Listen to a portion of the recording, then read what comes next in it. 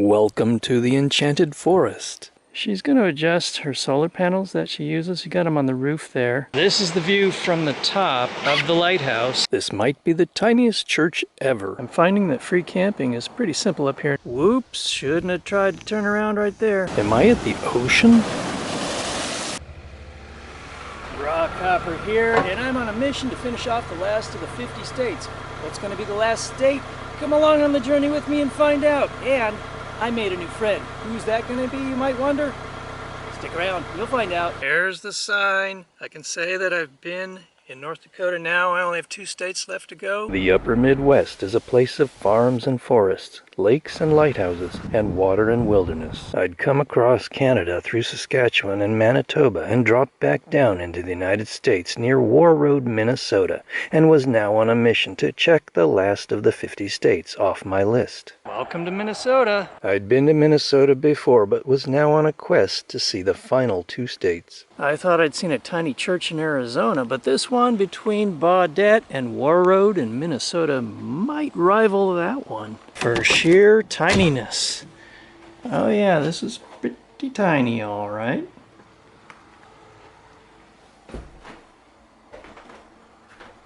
And you're welcome to sign the guest book. These seats in here are smaller than the ones in my car. Here in Baudette, Minnesota, you might be the bait for Willy Walleye. That is a mighty big fish. I'm smashing a lot of mosquitoes up here in Minnesota. I got 2 in one swat. I'm finding that free camping is pretty simple up here in northern Minnesota, just a couple 100 yards south of the Canadian border. I'll be parking right there for the evening tonight, and there are some toilets just right over there, although those toilets are pretty dark and dank and have mosquitoes in them. This is just down from where I'm parked, and Canada is just right on the other side of the river there. International Falls is named for a waterfall that no longer exists because it was drowned beneath a reservoir. The town might be best known now as a place that gets some of the lowest temperatures in the lower 48. Its economy is based mainly on pulp and paper manufacturing. Voyageurs National Park spans 218,000 acres of lakes, forests, and streams in northern Minnesota. Established in 1975. The park is named after the French-Canadian voyageurs who once navigated these waters.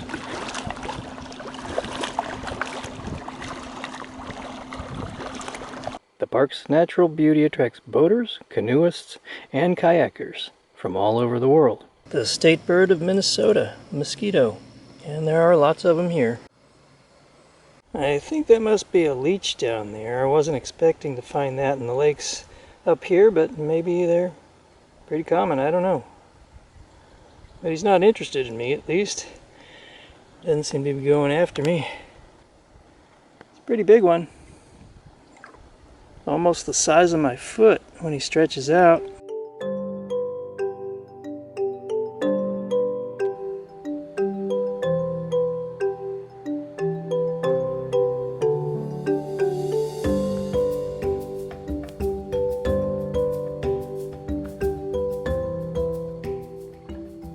I've got some wild edibles going on, cattail root and dandelion, and throwing a can of tuna along with this ricey stuff here. Quick and easy meal.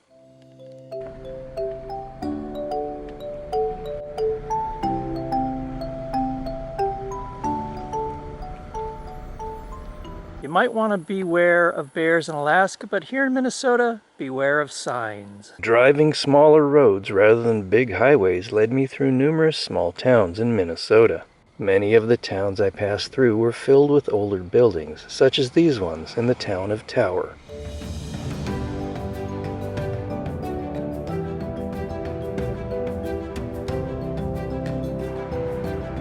I had a quick look around the town before heading on to the bigger town of Ely. Ely looked like a cool town, so I stopped and wandered around. The people here seemed to have an environmental consciousness, and it was brought to my attention that a proposed mine near the Boundary Waters could pollute the region and do irreparable harm. The Boundary Waters are one of the most popular and renowned canoeing and kayaking destinations in the United States. I thought about doing a kayak trip there, but once I learned how restricted and regulated it was, and that I would have to wait for a permit, I decided against it. I passed Will Steger's shop and thought about his expeditions. Steger led the first confirmed dog sled journey to the North Pole without resupply in 1986, has traversed Greenland by a dog sled, and did the first dog sled traverse of Antarctica. I later went to say hello to Paul Shirky, who was part of the 1986 expedition to the North Pole, before heading out of town. I wanted to explore the woods, but the mosquitoes were prevalent and hungry, so I was content to stick beside the waters. Caribou Falls, Minnesota.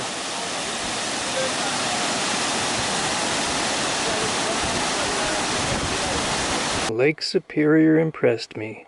It was a massive body of cool, clear water in a pretty shade of blue. It was as close to being at the ocean as one could get in the middle of the United States. Its shore was lined with several lighthouses, and this added to an aura of an ocean setting.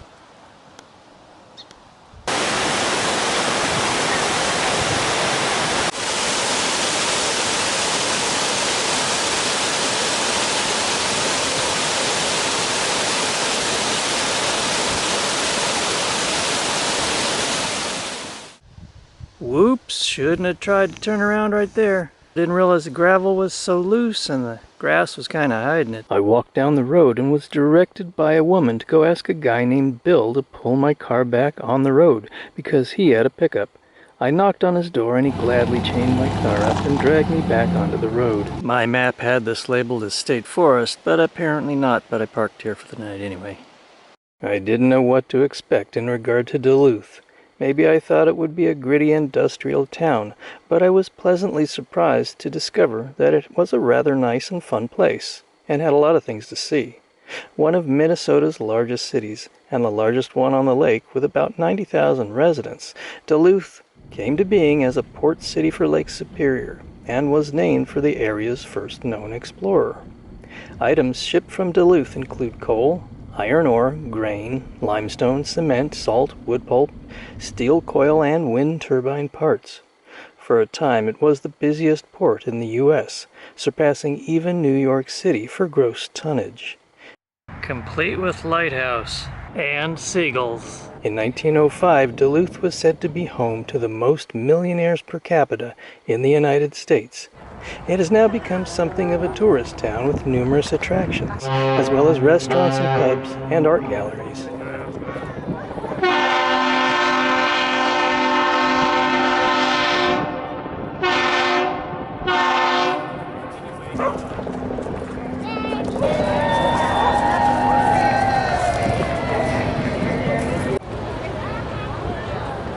You can learn about the famous ship, the Edmund Fitzgerald, here at the Maritime Museum, right beside the lake. The Edmund Fitzgerald was a Great Lakes freighter that sank in Lake Superior during a storm in November of 1975. When launched in June of 1958, she was the largest ship on North America's Great Lakes and remains the largest to have sunk there. She was located in deep water in 1975 by a U.S. Navy aircraft detecting magnetic anomalies, and found soon afterwards to be in two large pieces. When she sank, a total of 29 men had lost their lives, and the bodies were never recovered. While the cause of the sinking isn't known, there are several probabilities to how the ship may have gone down. Rough waters may have led to structural failure, the ship being swamped, or she may have struck a shoal. With all the lighthouses along the lake, I was certainly getting my fix, as I do like them, and I felt as if I were beside the sea, with all the lighthouses and ships around.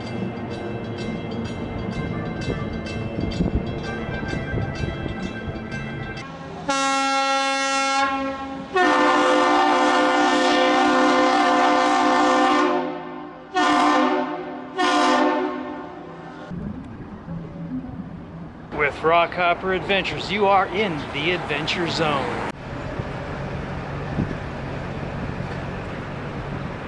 In Duluth, I happened upon a running race called Run Ragnar, a 200-some-mile relay. After spending much of the day in Duluth, it was time to leave it behind and head to the next state. Can you feel it? Coming into Wisconsin, number 49 of the states. Hello, Wisconsin. Number 49 is checked off the list. On to number 50. So far, the road is a lot smoother here in Wisconsin. There's not the constant kerthunk, kerthunk, kerthunk, kerthunk as in Minnesota on most of the roads I traveled over there.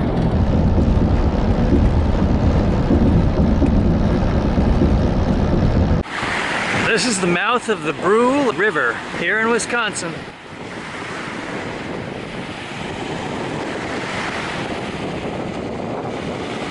Dinner is on. Might as well take advantage of the amenities here at Brule River State Forest.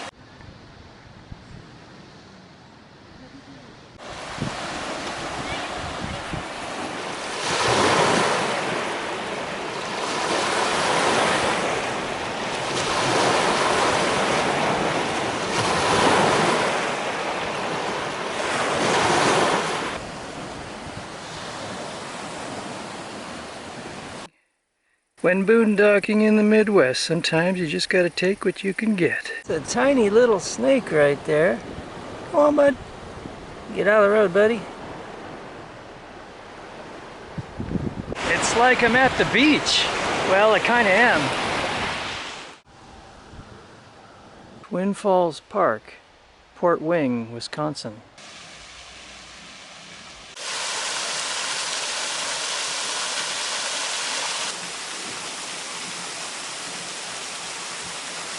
This is the top part of the Twin Falls. This is Port Wing. Port Wing looked to be a cute little town full of historic buildings. It was like stepping back in time to an earlier and more carefree era. I enjoyed driving around and having a look.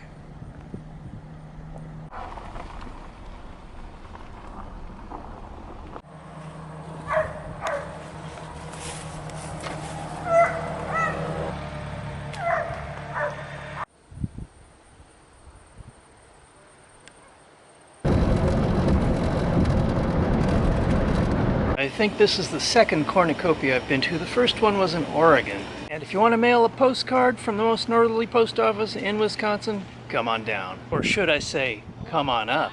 It's just a tiny little tourist town.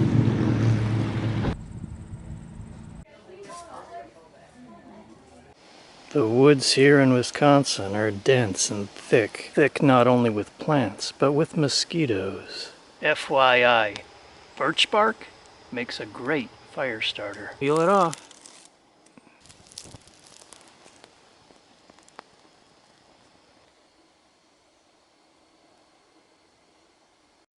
It was a beautiful day when I drove into Bayfield, Wisconsin. Situated beside Lake Superior, it had a nice location and plenty of natural scenic value, in addition to being a cute little tourist town.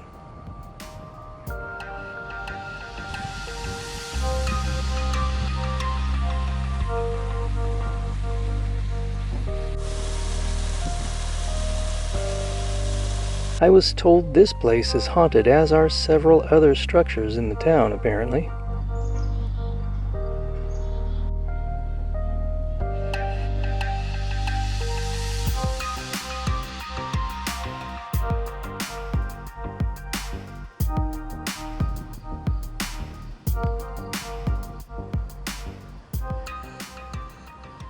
Shout out to my friends in Ashland, Oregon. I'm in Ashland, Wisconsin. Ashland, Wisconsin was another lakeside town.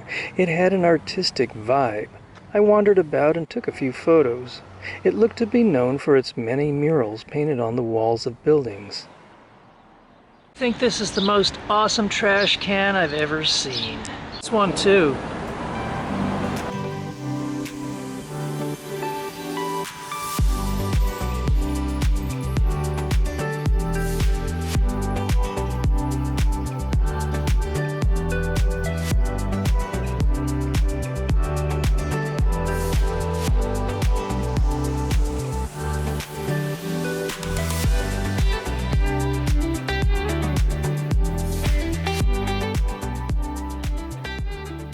There are a lot of murals here, and if you want, you can take a trolley tour of the murals. Okay, I'm in Gabriel's German chocolates and cookies, right? Yeah. And yeah, this very kind guy right here just bought me a drunken cherry, so it's very good. And she makes all of these herself by hand.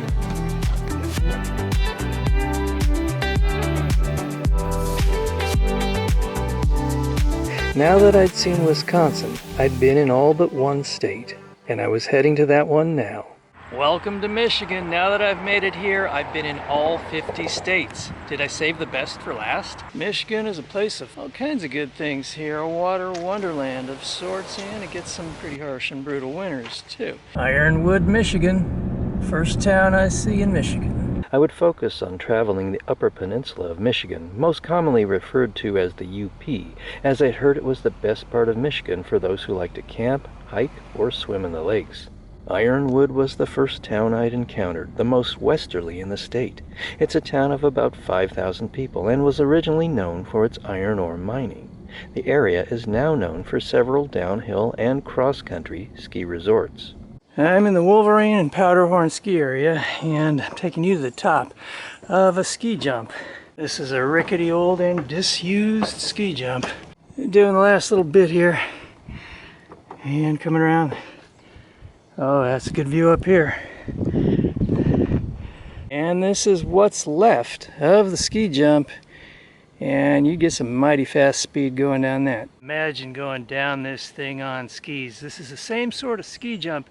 Now if you go to YouTube and you type in Wide World of Sports, Agony of Defeat, you'll see a guy who went down one of these super long ski jumps, and he's out of control, he's tumbling, and he flings off the end, and it looks like he's gonna die. Nice view from up here. Looking out over the valley. One of the highest points around here, I think, is this hill. It's where they probably used to go skiing at night, apparently, huh? Got a light there.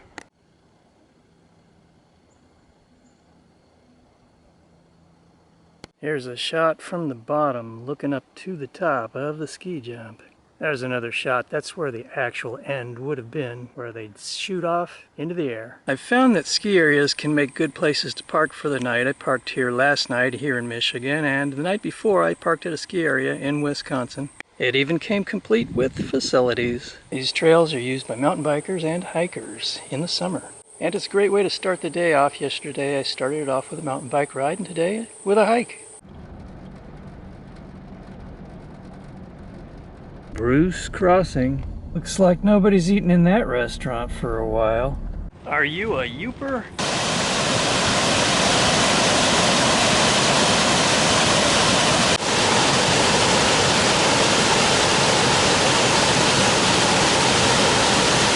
Well, that's cute. Trout Creek, Michigan has a water tower that looks like a bobber. That's kind of a cool looking old post office there. Looks like this gas station went up in flames. Not much left of that. Heading down a lonely dirt road looking for a place to park it for the evening. The Upper Peninsula of Michigan has some pretty woods, as I was finding out, like when I drove this dirt road.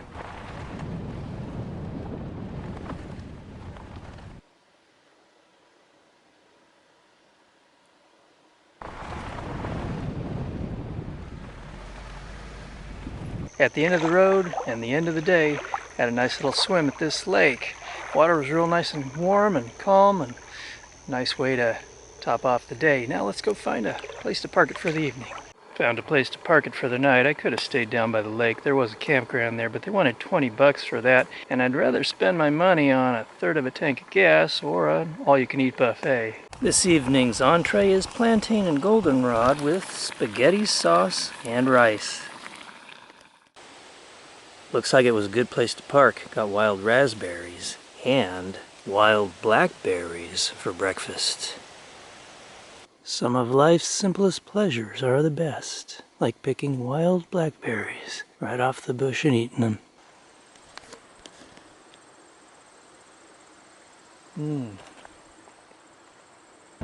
Coming into Marquette, the big city of the UP. Marquette, a town of roughly 20,000 residents, is named after Jacques Marquette, a French Jesuit missionary who had explored the Great Lakes region. Marquette is probably best known these days for Northern Michigan University.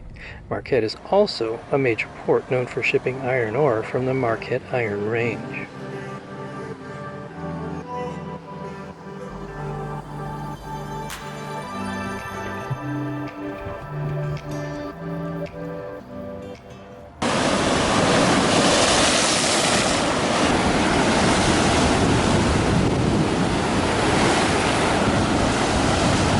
I was driving alongside Lake Superior when I happened upon this place. Let's check this place out. This is Tom, and he created the sculptures here. So tell us, how did you come up with the idea to make this place? 25, 30 years ago, I quit drinking. It was either that or get divorced. And I started building sculptures as something to do to keep out of the tavern. And one thing led to another. I had a whole yard full of this stuff. In 2003, I think we had about 50 sculptures in the yard, and the township was getting after me for having it in my yard. They said it was a sign in the residential area. So I moved it in my backyard, and my backyard was full of junk. And in 2003, we refinanced the house for another 100 years. Bought this chunk of land, 37.5 acres, and just went through and made some trails and scattered out the stuff, and been adding to it ever since. So there's a little over 100 things out here now, I think. And a pavilion, a couple fishing ponds, a band shell, and a couple of trails and sculptures all over, and my wife's t-shirt shack, and this is it. This is it. Open 24 hours a day, 7 days a week. Whenever you come through, come by, stop by. You must have thousands of hours of creating this work. Is that fair to say? Yeah, probably. I'm sure. I've worked construction my whole life, and usually, you know, I try to find jobs that are working 7 days a week, 12 hours a day, and you do that for about 10, 12 weeks, and then you're off for a while. And usually when I'm off, I'm working more than I was when I was actually on that overtime job, building sculptures. But yeah, it keeps me busy, keeps me out of the bar. Can you imagine how much time I used to spend drinking, huh? Well, I'm glad you found something that keeps you busy aside from drinking. Yeah, well, so I tell everybody, I'm just recreating the things I used to see when I was drinking. So if you've never seen stuff like this, you never drank as much as I have. So come out here and see what's in his imagination. Yep, and I still got lots of scrap iron, so I'll be making more. This is Christmas, Michigan. I guess it's Christmas every day here, huh?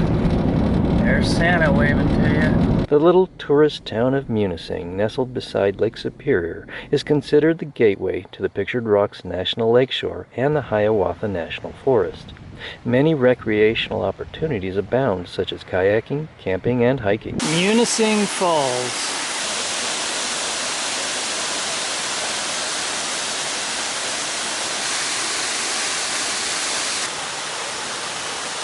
I saw this small, elusive creature running through the bushes and along the stream, and was trying to see what it was. It looked to be a mink. I picked up a half a chicken. It's been an amazing day. It's been just so warm. Feels almost like the Bahamas today, but I guess there's a change coming shortly, and it's going to get really cold and windy and maybe rainy too. I have some dinner guests here tonight, this evening, as I'm eating my chicken in the parking lot of Pat's Foods. Here, bud.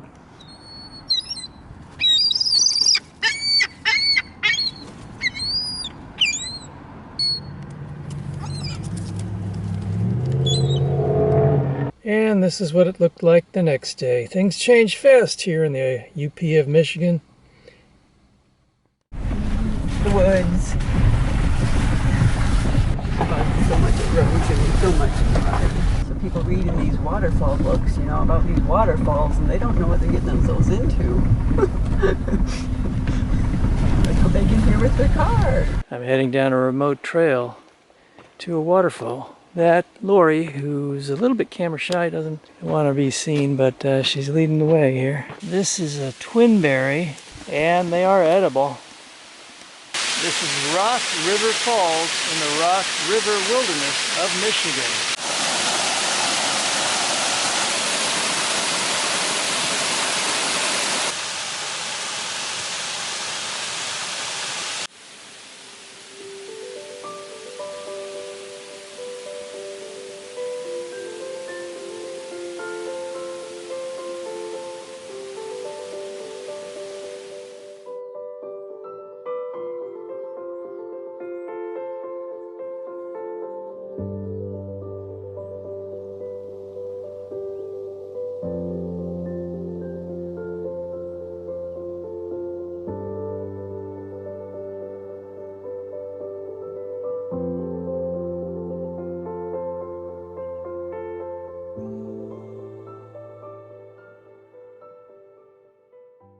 There are times when Lake Superior looks like a lake, and there are other times when Lake Superior looks like an ocean.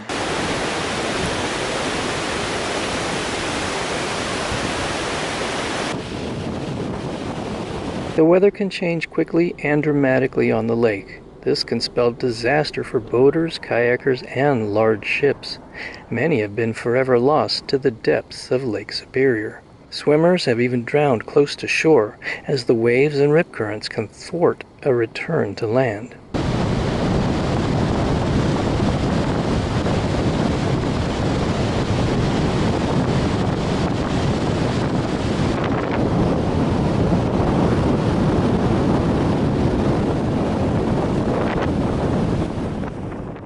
This is Susan, and we're just paddling around and going down the beach here at Sand Point, here in Michigan. Having a good time, right? It's fun. It's amazing. Beautiful, beautiful water. Yeah, we've been camping together for a couple nights, so that's been cool. Yes, so much fun.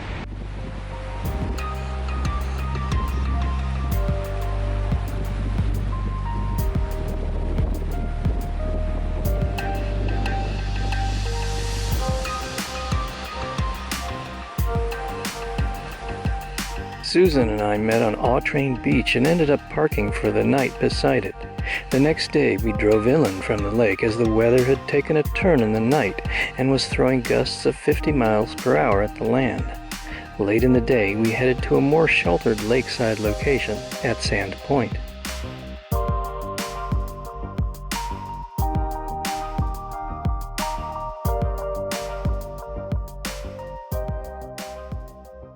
We're here at Sand Point, getting close to sunset. Everybody's lining up out there, waiting for the sun to set and get their pictures. So we're having some soup here, and we're just gonna sit here on this little picnic table and watch the sunset. Another beautiful day on the lake comes to a close. And another beautiful sunset over Lake Superior. She's gonna adjust her solar panels that she uses. She got them on the roof there.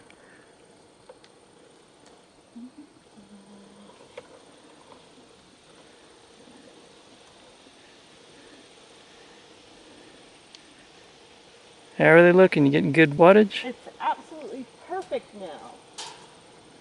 Awesome. Lots of good sunshine.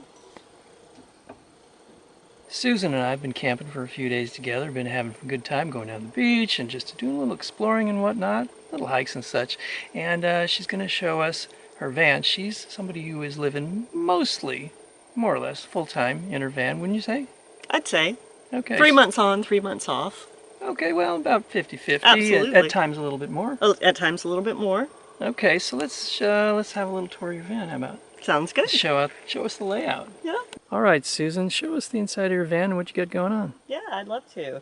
This is a 2014 Toyota Sienna that I got just about 3 months ago, and I just finished the build on it. I decided to do hardwood floors with this one and a sink that I didn't have with my other van, my previous van. So come on, take a look at the floor. So you did the build out yourself? I did. Okay. I did. Very cool. It was a fun project. It was a fun project, especially the floors, since I'd never done anything like that before. Well, let's see what you did. Okay. Come on, take a look. All right. So, entering the van, we just did a level hardwood look and a sink with a USB water pump. I added a chest with five drawers there and a stovetop that's been amazing to have because I love to cook, and a workspace with storage underneath for food and various other necessities. comfy bed. And if you want to come around to the back, I'll show you the storage that we have back here. So I've got a place for laundry, and underneath the bed there's some more storage for camping gear. Not a lot stored in there, but lots of space. When you take the seats out, there's just a ton of room under there for whatever you'd like to put in. And I did a partition on this one to separate the front from the back, which has worked out well. And fairy lights, which always add to the mood. Nice. Yeah. Little ambiance in the evening. Yes. I find all kinds of little baskets and small things at the stores that are just perfect size for vans. But it makes being on the road a really pleasant experience. Ah, so you're really enjoying your time out. I love every second of it. I meet fantastic people and see just beautiful landscapes and all kinds of natural things. So you really love nature. I love nature. Do you love getting out in nature? I do. Beach, mountains, all of it. It's definitely my jam. So you got your little stove right there. And my kettle. Nice. And your kettle. Nice. Nice. Yeah, that tea kettle I love that. I absolutely love that. And I put the roof basket on there because I wanted to be able to mount a solar panel without having it be too obvious or have any issues with attaching it to the top of the van, so it could just rest in the basket here. And I've got a 100-watt folding solar panel, and this will usually generate enough solar power to charge the batteries for running the refrigerator. I didn't show you that, but it's between the console, the seats, and it's worked out really well on this trip. So a lot of these things I'm just trying for the first time, and it's been successful. Everything has worked out as well or better than I had hoped. So I'm really excited about that. All right, well, let's have a quick look at the fridge. Okay. I'll show you from the inside here. If you want to go in this way, I'll go around and open it up for you. This particular model of Toyota Sienna is that the console that fit down in here when it's removed is the perfect size for this 12-volt refrigerator, and it is a must-have if you like to cook on the road. Just having the essentials, you can pretty much whip up anything when you need to and share with friends. But yeah, love the fridge. So where do you sleep in the van? I've got this great bed that does dual duty as a bed and a couch. It's a platform and runs 72 inches all the way back, and is perfect. I can stretch out, and it's got a 3.5-inch memory foam mattress on top, and that works really well too. So yeah, it's very, very comfortable. I don't know if I can get to it here under the sheets and all. Nope, I'm tucked in too good. Yeah, so when it's time to go to sleep, you just settle yourself in and get your armrest and say goodnight. She often starts her day out doing yoga.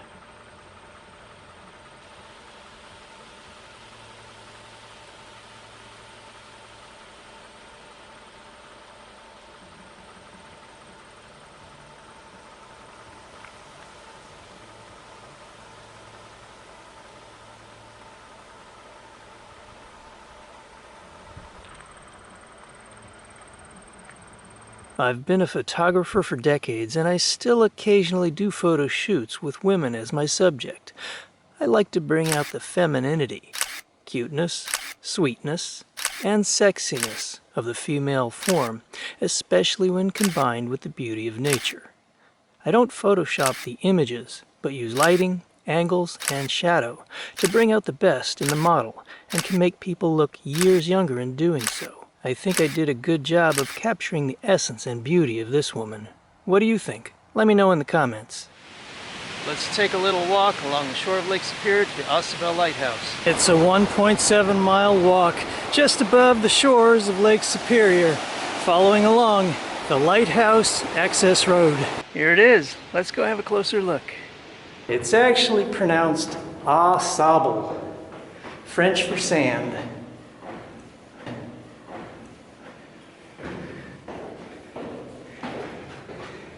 Okay, I'm going up the steps, and it's 98 steps to the top.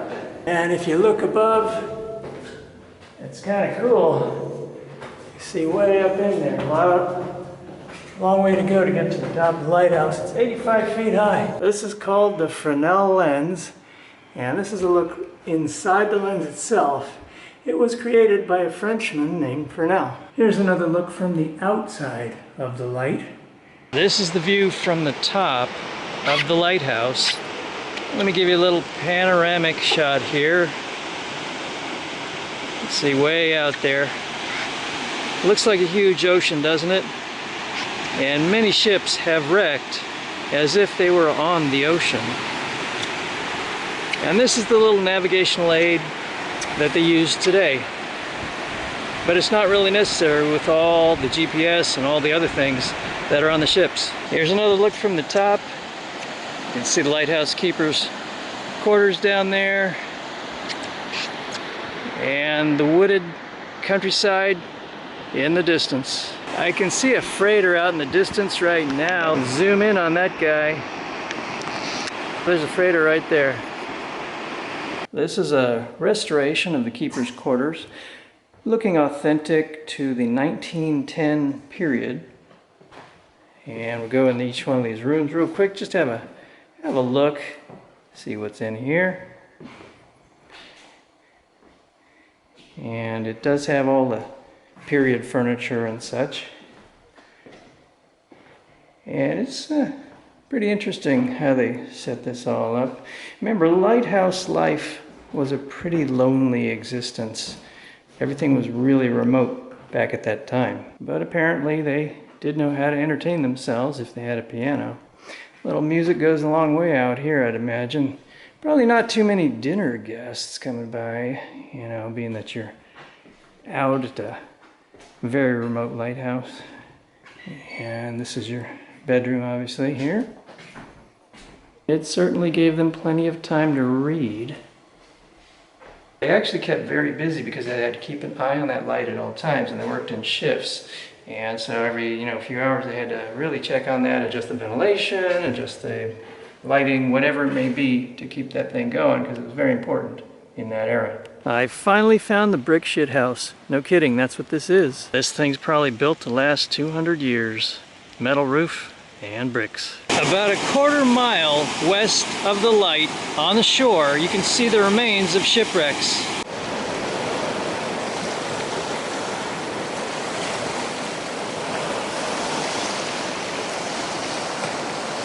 Due to a sandstone shelf extending about a mile out, they used to call this the Graveyard Coast.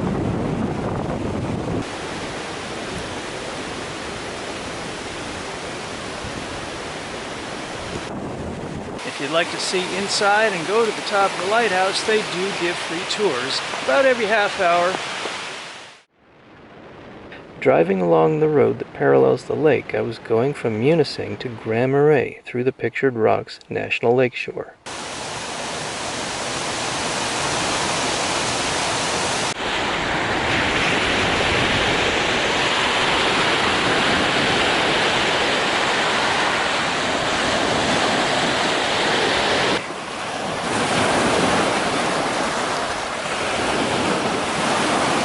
Numerous times along the lake, I'd seen people waiting for nightfall with black light flashlights.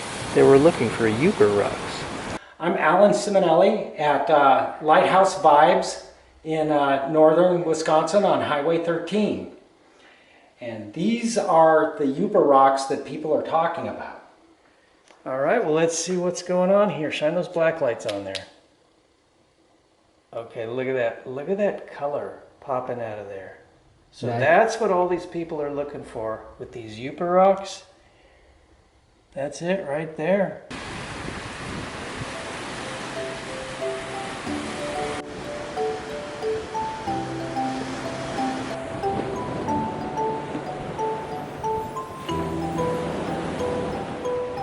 Grand Marais is a cute little tourist town of about 300 permanent residents. It becomes a busy place in the summer and then for a time in the fall when the leaves change colors on the trees. Beside the lake it has a scenic backdrop, and the water and lighthouses add a maritime ambiance.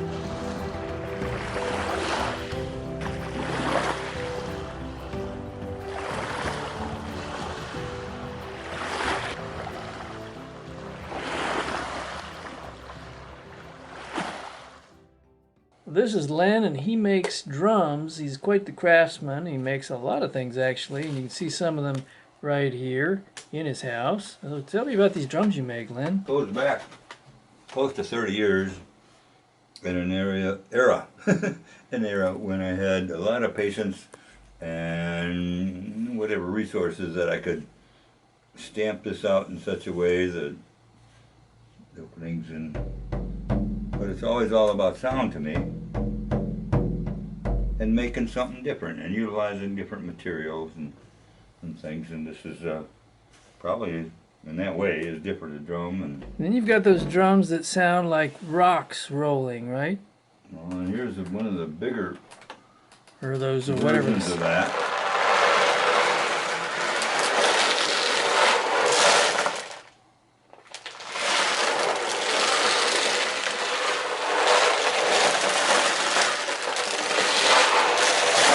So what do you call that? It's not really a drum, right? What do you call that thing?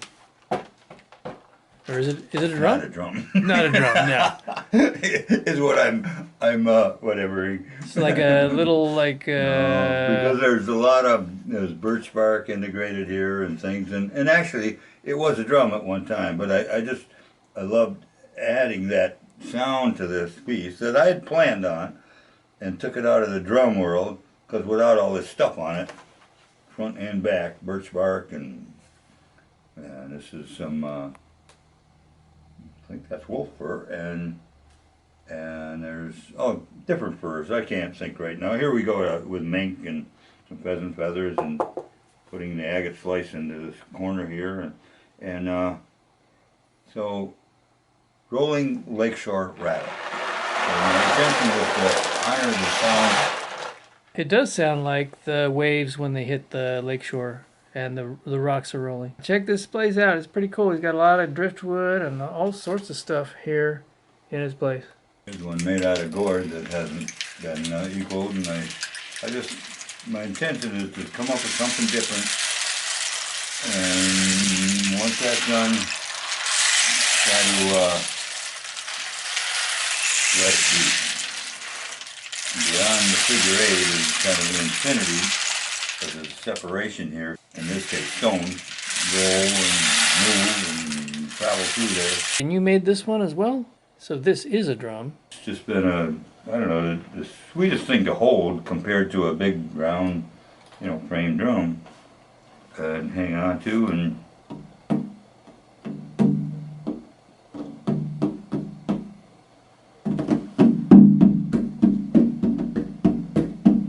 Len just made broccoli and eggs, so I've been invited to dinner. Thanks so much, Len. That's awesome, dude. All right, let's dig into some of that. Good morning. Had a real bit to sleep in last night, thanks to Len giving me a place here in his spare room.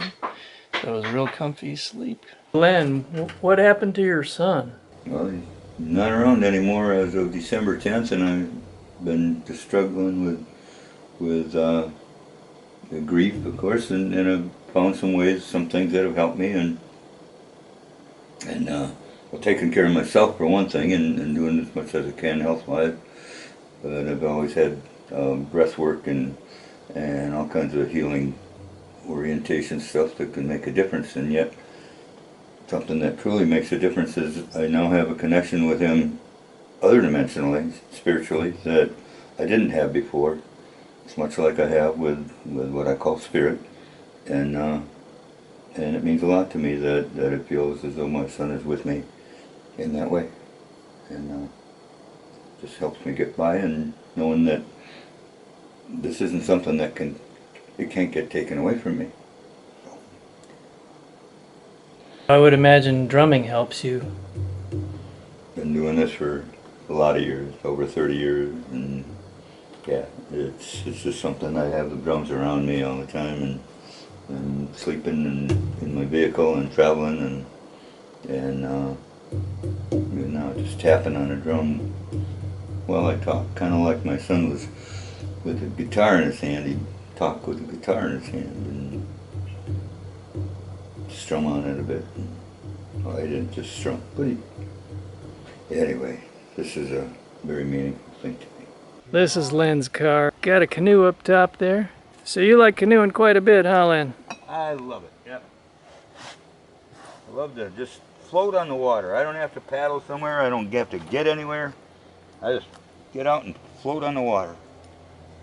And the channel is particularly delightful because I love being there. And when the rollers are coming in, I just paddle into them, and I have no fear because I know what works and what doesn't so far anyway. I figure if I go, I go. You know, so I go out on the big water, but it's not taking chances. It's just trusting Spirit is guiding me to something meaningful.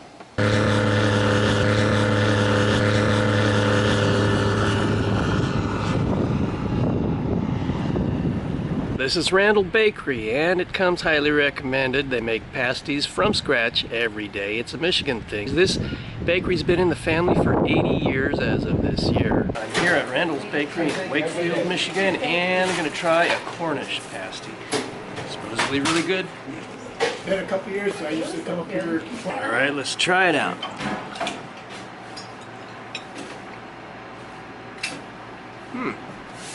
Good crust, nice, light. Filling tastes pretty good. This one's beef, pork, potato, carrot, and onion. Oh, and rutabaga.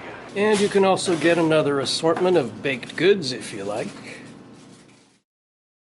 There are those who are content with staying in one place, and then there are others like myself who feel we have to spread our wings and fly, get behind the wheel and roll down the highways and byways and explore, kayak on a shimmering lake in the wilderness, and hike to the top of mountains where eagles and our spirits soar. Not all who wander are lost. Some of us find ourselves by delving into the unknown, where we can discover the inner workings of our souls and imbibe most fully in this life. I'd now been in all 50 states. Some I'd come to know intimately, while others were just in passing. I was reminded how diverse this country and its people are, from the swamps of the southeast, to the forests of the north, to the peaks of the mountain west, to the deserts of the southwest. Each is different and unique in its own way, and their journey will go on, and the exploration will continue until I reach the final great beyond at the end of it all. Life is a journey, an adventure, and sometimes there's no telling where it will take us. I look forward to the places not yet seen, and to meeting the people not yet known. After all, isn't that what life is all about? seeing as much beauty as there is waiting out there for us to discover, and connecting with the people in those places and sharing stories and laughs with them, I dedicate this video to all those who have a wanderlust, a desire to roam, and a spirit of adventure burning deep within your soul. Embrace the adventure. Embrace the journey.